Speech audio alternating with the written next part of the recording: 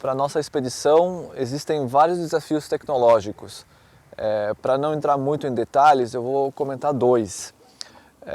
O primeiro é energia, tanto a produção como o armazenamento e uso da energia.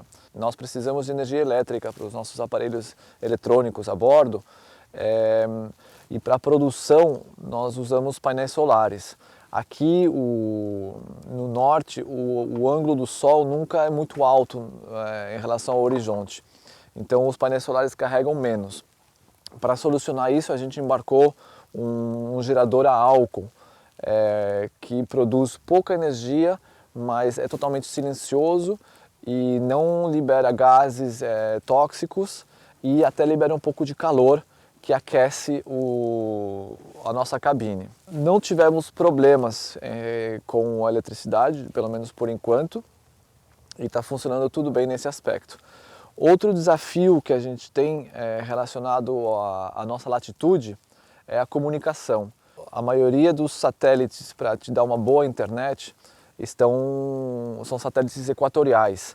E pela latitude em que nós estamos, 70 graus norte, o ângulo para atingir esses satélites é muito baixo, muito perto do horizonte. E até tem zonas em que não pega, dependendo da latitude em que a gente está. E a gente compensou isso usando outros aparelhos, como o Iridium, que não dão uma comunicação tão boa, mas que funcionam em todos os lugares. Ela com uma conexão lenta era importante porque a gente manteve a nossa comunicação com o Brasil 100% do tempo e com a nossa equipe de apoio, né, com a equipe de filmagem, mas a gente ficou muito limitado a enviar vídeos como a gente imaginava, né? Conforme a gente foi caminhando para leste, a comunicação foi melhorando, né? Então hoje a gente consegue falar por telefone com a voz clara, sem aquele delay muito grande, mas nos próximos dias a gente vai começar a subir para o norte, né? E quanto mais ao norte, como o Igor explicou, a gente vai ter o satélite mais na linha do horizonte, né? Então a gente já sabe que vai ter novamente uma dificuldade de comunicação. Em relação ao equipamento, a tecnologia embarcada no Igloo, nosso barco, a gente teve uma evolução muito grande comparado às viagens anteriores, né? Começa a construção do próprio barco, né? É um barco de carbono muito leve, para o tamanho que ele tem, né? Mais ou menos 400 e poucos quilos. Esse é considerado um barco muito leve para o tamanho dele. E a leveza está ligada também à velocidade, à maneira como a gente consegue se deslocar nos dias de vento fraco.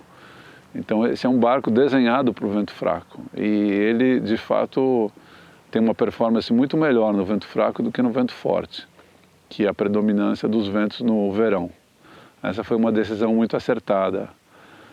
O piloto automático a gente já tinha usado nas viagens anteriores, mas o sistema desse barco especialmente funciona melhor. Como o Igor falou, nós precisamos de energia. Dessa vez nós temos uma bateria de lítio, que tem uma capacidade de carga maior e é mais leve. Nós temos um dessalinizador que a gente não precisou usar até agora, porque as escalas foram curtas, então a gente consegue levar água. Mas o dessalinizador é um equipamento de emergência que é o uso obrigatório, né? A gente nunca sabe quanto tempo a gente pode ficar entre uma escala e outra no caso de uma quebra, como aconteceu quando caiu o mastro, né? Felizmente, nós conseguimos lidar de uma maneira rápida com isso. As comidas liofilizadas, né, que são comidas hidratadas leves, né? Isso ajuda bastante a gente ter uma carga bem grande, eu digo assim, a gente tem 2 meses de comida sem preocupação, né? Como é muito difícil o transporte de carga aqui, a gente decidiu levar tudo de uma vez só. O que mais nós temos de tecnologia no barco, que é diferente dos outros barcos, é o sistema de pedal. Nós temos no centro do barco aqui um pedal que gira um hélice, então nos dias que a gente não tem vento, a gente pode eventualmente pedalar um pouquinho e chegar a 2 nós e pouco, né? E se tiver um pouquinho de vento, ajuda o barco a embalar. Mas esse sistema claramente é um protótipo, né? Que a gente já veio com o barco, que poderia ser desenvolvido de uma maneira mais inteligente, né? Ao longo do tempo a gente foi percebendo isso. Mas ele é muito útil para a gente entrar nos lugares, por exemplo, para a gente estar aqui amarrado no pier, né? Você consegue baixar as velas e vir para o pier pedalando, não velejando, né? Como a gente sempre fez. Era sempre muito complicado entrar em marina e sair. Agora com o sistema de pedal é mais fácil. Inclusive no dia que caiu o mastro, nós precisávamos encontrar uma praia para encalhar o barco, para subir o mastro. E o pedal ajudou muito a gente a chegar numa praia para poder fazer essa operação toda. Então, mesmo sendo um protótipo, foi uma inovação fundamental no nosso barco. Olha, eu acho que a maioria das coisas que davam para ser feitas a gente fez. Obviamente a gente poderia ter melhorado algumas coisas, como o pedal. O pedal, embora o sistema de pedal de propulsão que a gente tem, embora ele é muito útil, ele poderia ser melhorado. As engrenagens poderiam ser mais leves, o sistema onde ele sobe e desce, porque quando a gente está a vela, o hélice não fica na água, ele pode ser levantado debaixo do barco para ele não tocar a água enquanto a gente está avançando. E ele toca bastante a água e a água tende a passar através do sistema para cima do barco, e isso molha a nossa área perto da cabine, e isso poderia ser melhorado e iria trazer uma qualidade de vida melhor para a gente a bordo. Temos uma cabine, o que eu acho fundamental para essa viagem, mas que é a primeira vez que a gente tem uma cabine, e ela poderia ser melhorada. Hoje não existe, propriamente dito, uma fechadura dessa cabine. Ela é meio aberta em relação ao exterior e acontece que a água entra e gera uma certa umidade dentro da cabine. Isso também poderia ser melhorado com uma porta que fechasse melhor.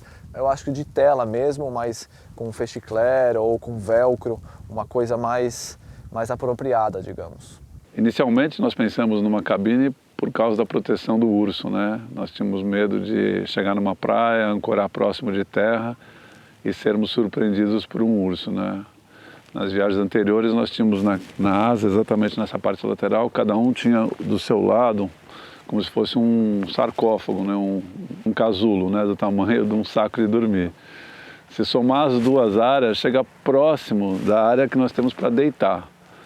Então, a vantagem desse iglu, né? A gente brinca também, parece um módulo lunar, né? Porque o espaço onde a gente deita é 1,60 por 2. Ele trouxe uma vantagem, né? Nós temos uma convivência muito maior. A gente conversa mais, nós tomamos mais decisões. Enquanto que na travessia do Atlântico e do Pacífico, pelo menos passávamos 9 horas, no mínimo, né? 10, sem conseguir falar com o outro, porque cada um ficava do seu lado, né? E dessa vez não. E o fato da cabine ser central, então a gente deixa os nossos equipamentos mais protegidos em relação ao sal e à umidade, num lugar muito mais seguro comparado às viagens anteriores. O grande salto de conforto desse barco em relação à viagem do Atlântico e do Pacífico foi o fato da gente, primeiro, a gente não está fazendo uma travessia oceânica, né, que não para praticamente dia e noite durante semanas, né. O fato da gente poder parar e muitas vezes optar por descansar, essa cabine central ajudou bastante a gente.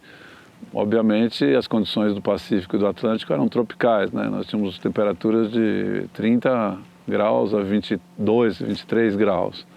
Aqui a gente tem a sensação térmica algumas vezes negativa, né, velejando.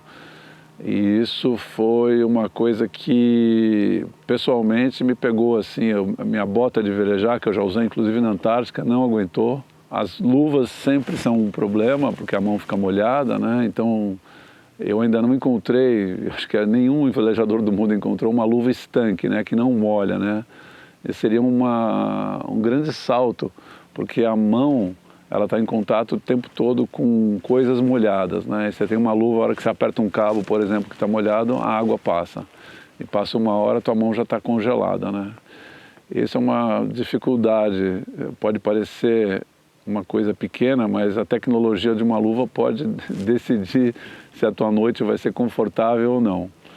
Mas, como a nossa proposta sempre foi velejar, né, em barcos abertos, sem motor, sem assistência, eu creio que o Igloo está no limite, né? Se a gente colocasse alguma coisa a mais ou além do que a gente já fez, a gente estaria entrando numa seara onde ia descaracterizar um pouco as nossas viagens, né? Então agora chegou um barco brasileiro aqui do Aleixo, o Belove, um amigo nosso, que é uns 75 pés, um barco de aço que você entra dele e você está dentro de uma casa, né? Qualquer pessoa pode ir a bordo desse barco sem problema nenhum, porque vai velejar quentinho, com conforto, com tecnologia, assistindo filme, jantando, dormindo, indo ao banheiro, né? E o nosso barco, ele mantém essa rusticidade que é quase que um DNA das viagens, né? É tentar, dentro da nossa opção, que é um barco aberto, ter o máximo de segurança, na verdade, não é apenas conforto, né? O foco principal das viagens é a questão da segurança, da gente chegar no final do dia num lugar ou no final da expedição onde a gente quer chegar.